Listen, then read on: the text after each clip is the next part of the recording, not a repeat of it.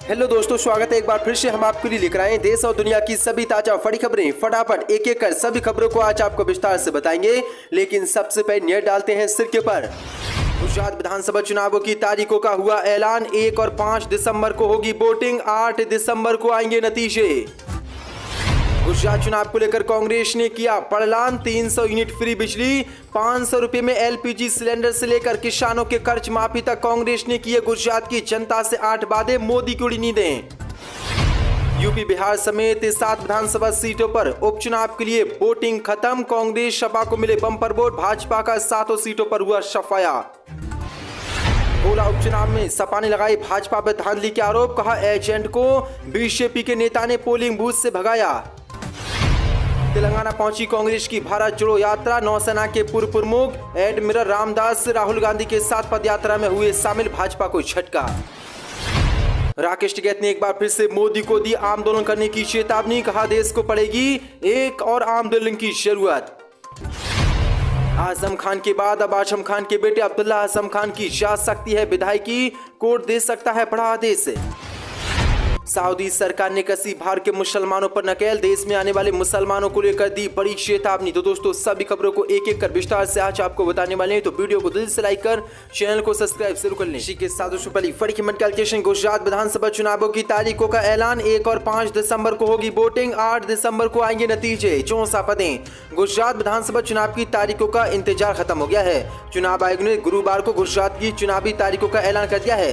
पहले राउंड का मतदान 1 दिसंबर को होगा और दूसरे चरण की वोटिंग 5 दिसंबर को होगी। इसके बाद 8 दिसंबर को चुनाव का नतीजा आएगा। इसी दिन हिमाचल प्रदेश के चुनावी नतीजों का भी ऐलान होना है, जहां 12 नवंबर को एक ही राउंड में वोटिंग होने वाली है। गुजरात चुनाव में 2007 से ही दिसंबर में चुनाव होता रहा है और 2 राउंड में ही वोटिंग यहां पर होती है। चुनाव के ऐलान के साथ ही गुजरात में अधिसूचना जारी हो गई है।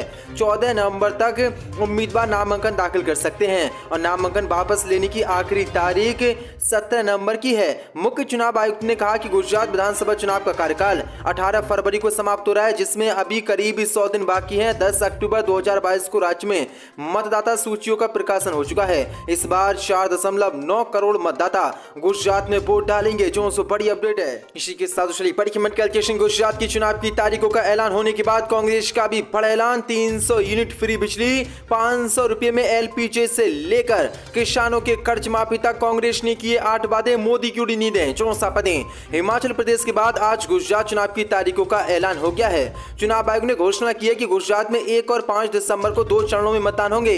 वहीं हिमाचल प्रदेश के साथ ही 8 दिसंबर को गुजरात में चुनावी नतीजे आएंगे।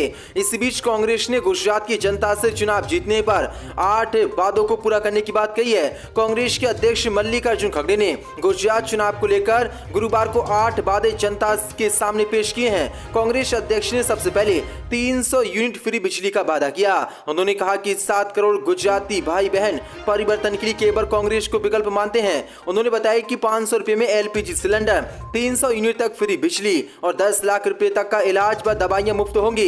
इसके अलावा उन्होंने कहा कि किसानों का 3 लाख रुपए तक का कर्ज माफ किया जाएगा। सरकारी नौकरियों में कॉन्ट्रैक्ट सिस्टम बंद और 300 रुपए बेरोजगारी भत्ता मिलेगा। इसके साथ ही 3000 सरकारी इंग्लिश मीडियम स्कूल होंगे। इसके साथ ही कोऑपरेटिव सोसाइटी में दूध पर 5 रुपए प्रति लीटर सब्सिडी मिलेगी। वहीं कोरोना से जान गंवाने वाले 3 लाख लोगों के परिवारों को 4 लाख रुपए का मुआवजा कांग्रेस पार्टी गुजरात में सरकार बनने की बात देगी। तो बड़ा ऐलान कांग्रेस के अध्यक्ष मल्लिकार्जुन खड़गे ने ये किया है। इसी के साथ यूपी बिहार समेत 7 विधानसभा सीटों पर मतदान खत्म। बीजेपी का सुपड़ा साफ, कांग्रेस समाजवादी पार्टी को मिले बम्पर वोट। 64 पदें।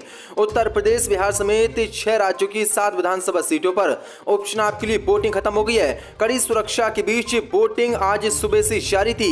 मतदान को लेकर लोगों में खासा उत्साह देखा गया। बिहार की 2 सीटों मोकामा और गोपालगंज, उत्तर प्रदेश के गोला गोकर्णनाथ, हरियाणा के आदमपुर, तेलंगाना के मोनूगोडे, ओडिशा के धामनगर और महाराष्ट्र के अंधेरी ईस्ट पर उपचुनाव के लिए आज वोटिंग हुई थी। यहां पर कांग्रेस और समाजवादी पार्टी और टीआरएस को जमकर वोट मिले। वहीं भाजपा का 7 विधानसभा सीटों पर सुपड़ा साफ होता नजर आ रहा है। इसी के साथ कैलकुलेशन किसान नेता राकेश टिकैत ने फिर मोदी सरकार को दी चेतावनी, कहा देश को पड़ेगी बड़े आंदोलन की शुरुआत, 64 पदें। उत्तर प्रदेश के मुजफ्फरनगर जनपद में बुधवार को भारतीय किसान यूनियन द्वारा किसानों के विभिन्न समस्याओं को लेकर एक महापंचायत का आयोजन किया गया। इस पंचायत में मुख्य अतिथि भाकियू के राष्ट्रीय प्रवक्ता राकेश टिकैत पहुंचे। किसानों की इस महापंचायत में गन्ना भुगतान और बिजली समस्या को लेकर विचार विमर्श किया गया। इस दौरान टिकैत ने मोदी सरकार पर निशाना साधते हुए कहा कि देश में एक बड़े आंदोलन की फिर से शुरुआत पड़ेगी। वहीं उन्होंने अब गन्ने का भुगतान डिजिटल करने की मांग भी की। राकेश टिकैत ने कहा कि ये बिजली वाले और धाने वाले तंग कर रहे हैं, गन्ने का भुगतान नहीं मिल रहा है, किसानों के तमाम मामले हैं। घोषणा पत्र में कहा गया था कि हमारी सरकार आएगी तो हम फ्री बिजली देंगे, किसानों के मीटर में फ्री बिजली कैसे आएगी ये हमको भी बता दो। उन्होंने कहा कि किसानों की ये सारी समस्याएं हैं, अब हमें गन्ना का भुगतान में डिजिटल चाहिए। इस दौरान उन्होंने एक बार फिर से बड़े आंदोलन की मोदी सरकार को चेतावनी दी। राकेश टिकैत ने कहा कि देश में फिर बड़े आंदोलन की जरूरत पड़ेगी और वो हम करेंगे। इसी के साथ परिखमंड कैलकुलेशन गोला उपचुनाव में सपा ने लगाया धांधली का आरोप, कहा एजेंट को पोलिंग बूथ से भगाया। 64 पदें। उत्तर प्रदेश की गोला गोकर्णनाथ विधानसभा सीट पर उपचुनाव हो रहा है। उपचुनाव के दौरान गुरुवार की सुबह 7 बजे से वोटिंग अभी तक जारी है। वहीं दूसरी ओर इस वोटिंग के बीच समाजवादी पार्टी ने भाजपा पर गंभीर आरोप लगाया है। इस दौरान सपा ने ट्विटर के जरिए एक वीडियो ट्वीट कर चुनाव आयोग से कार्रवाई की मांग की है। सपा ने वीडियो शेयर करते हुए लिखा कि बीजेपी की कठपुतली बनकर काम कर रहा प्रशासन। गोला गोकर्णनाथ के लाला हररपुर में सपा के एजेंट को पूर्व विधायक के भतीजे आशुतोष गिरी ने पोलिंग बूथ से भगाया। बीजेपी प्रत्याशी के रिश्तेदार सरकारी नौकरी में होने के बावजूद चुनाव आयोग में कर रहे हैं सहायता, संज्ञान ले चुनाव आयोग। 400 बड़ी अपडेट है। इसी के साथ तेलंगाना पहुंची कांग्रेस की भारत छोड़ो यात्रा। नौसेना के पूर्व प्रमुख एडमिरल रामदास भी कांग्रेस के राहुल गांधी के साथ हुए पदयात्रा में शामिल। 64 पदें।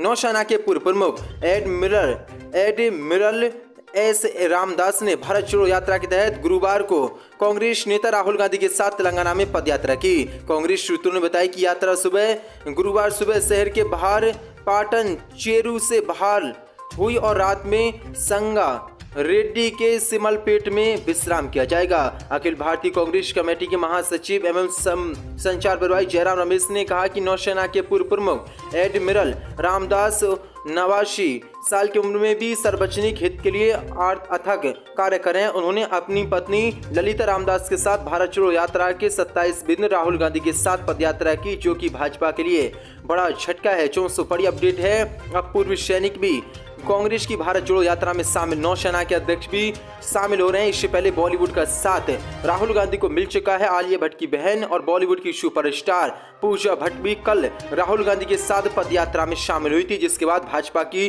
कांग्रेस की भारत जोड़ो यात्रा ने मुश्किल बढ़ा दी है।